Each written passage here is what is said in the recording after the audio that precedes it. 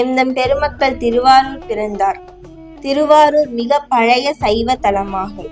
திசையெட்டும் தெரிப்பதற்கு முன்னோ பின்னோ திருவாரூர் கோயிலா கொண்ட நாளே, தேசமுமை அறிவதற்கு முன்னோ பின்னோ திருவாரூர் கோயிலா கொண்ட நாளே என்று திருநாவுக்கரசர் பாடியுள்ளதிலிருந்து திருவாரூரின் தொன்மை அறியலாம்.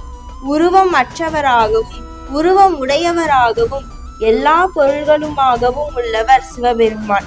உமாதேவியின் மணவாளனார் அவர் மகிழ்ந்து வீற்றிருக்கும் பெருமை உடையது திருவாரூர்.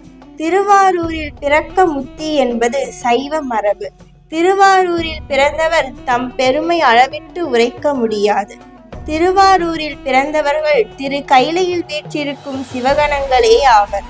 ஐம்பொறிகளை அடக்கி திருவாரூர் பிறந்தவர் திருவடிகளை வணங்கி ஒரு நெறிய மனம் வைத்தவர்களே உயர்ந்த நெறியாகிய ஞான நெறியில் வீடு பேறு பெறும் தகுதியுடையவர் ஆவர்.